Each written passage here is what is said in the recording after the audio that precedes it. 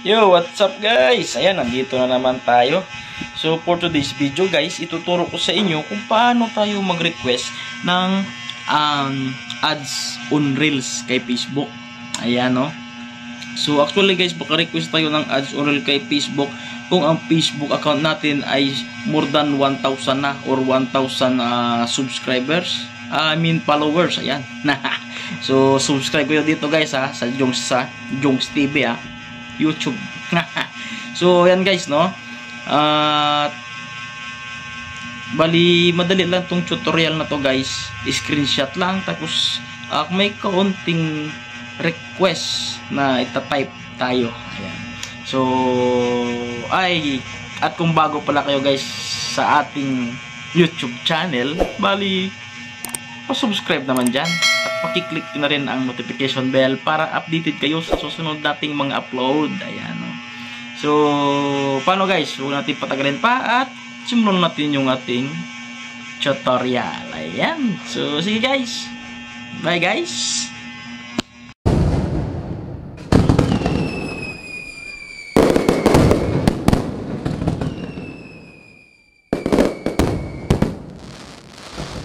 Three, two, one. Yo, what's up guys? Ayan, nandito na tayo guys sa ating cellphone screen. So, ngayon guys, simulan natin yung ating tutorial. So, kung paano mag-request ng ads on Reels. So, syempre guys, Facebook tayo. Buksan natin yung Facebook. Ito yung Facebook natin, oh. Facebook, open Facebook. So, pagbukas natin ng Facebook, ito na yung lalabas. And then, punta natin ito guys, yung profile picture natin. Yan, oh. Yan. Yan. And then, punta tayo sa ating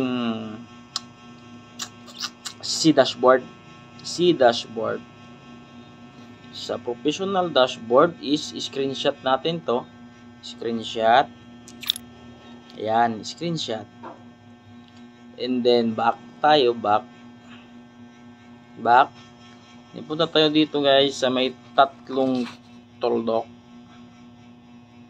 Yan guys, tatlong tuldok. Click natin yan.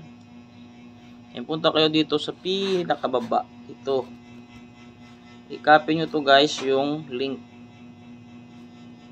Ayan, copy link. Ayan, copyhin nyo yan. And then back tayo. Back ulit.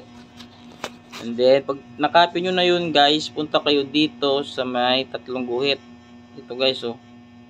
Ayan. Then, click natin yan. Punta tayo sa pinakababa. And then, report problem. Ayan, kung natin to report problem, click natin to. Report problem. And then, continue to report problem. Okay. So, continue lang guys. Include in report. So, pag makapunta kayo dito sa select product, hanapin natin dito ang profile. Ito guys, oh, profile. Ayan. Click profile. So, ayan.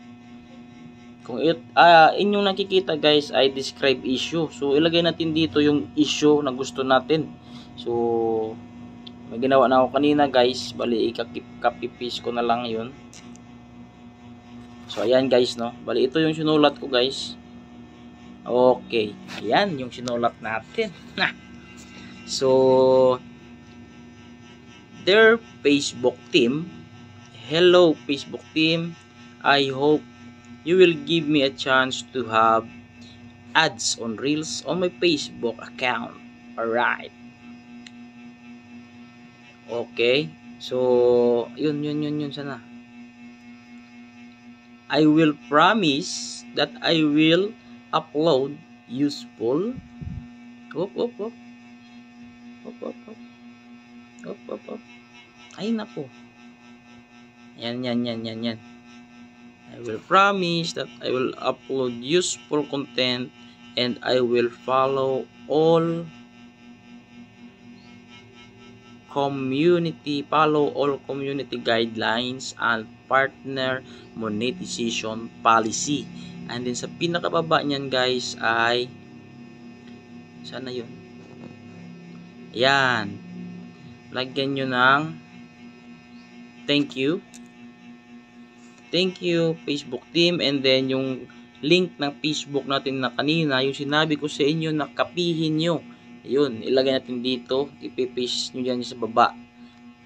Okay, klaro? And then ito guys sa baba, yung attachment.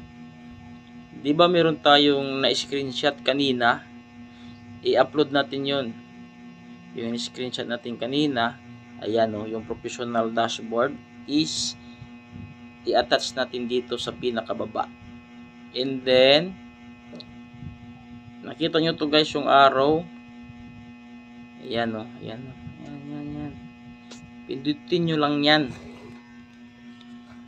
Bali, yung ginawa natin guys ay request kung paano tayo magkaroon ng ads on Reels. So, bali yung mangyayari nito guys, mabasa ni Facebook o ma-approve ni Facebook to within 1 day. After 1 day or 2 days, pag wala pa sa 2 days, 3 days syempre. Basta 24 hours lang sa guys. At and then click nyo, punta kayo sa inyong monetization. Di ba may nakasulat doon stars and then ads on Reels, nakalagay doon, magkasunod lang yung sila guys. Pindutin nyo ads on Reels, is kapag merong check, yun na, meron na kayong ads on Reels. So kapag may reuse content, sa susunod na natin yun na tutorial kung paano natin alisin yung reuse content na yan. Sige guys, at hanggang dito na lang yung ating vlog. Nawa mayroon kayong natutunan sa ating tutorial. Ayan lang guys oh.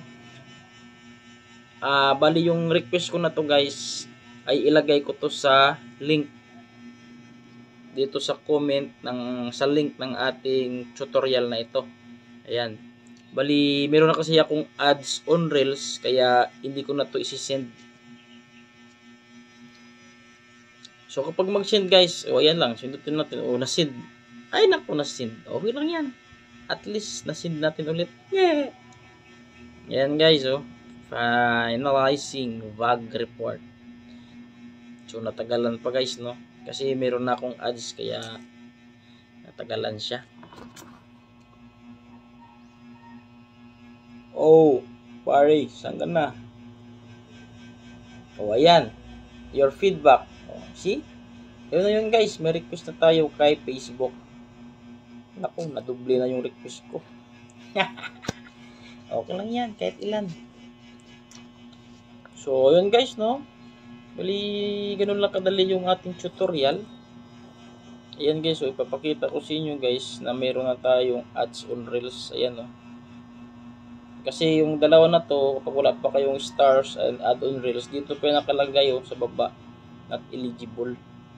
Mag-eligible lang yan, eligible. Kung meron na kayong 1,000 subscribers, ayan, 1,000 subscribers, mag-eligible yung stars. And then, kapag mag-request kayo ng ads on Reels, bibigyan din kayo niyan ni Facebook. Ayan, ads on Reels ko. Ayan, may kinita na ako, size na. Tonging! 0.6 na guys. Kanina 0.5, 0.6 na. Ayos talaga oh. So, alright. So, ayan guys, sana ay meron kayong natutunan sa ating tutorial. Sa hindi pa pala nakasubscribe, mag-subscribe na kayo guys sa Jongs TV. Ayan, at pakishare na rin guys. Pakishare na rin guys. At para marami tayong matutunan kung paano mag-request ng ads on Reels sa Facebook. So, see you guys and thanks for watching. Bye guys.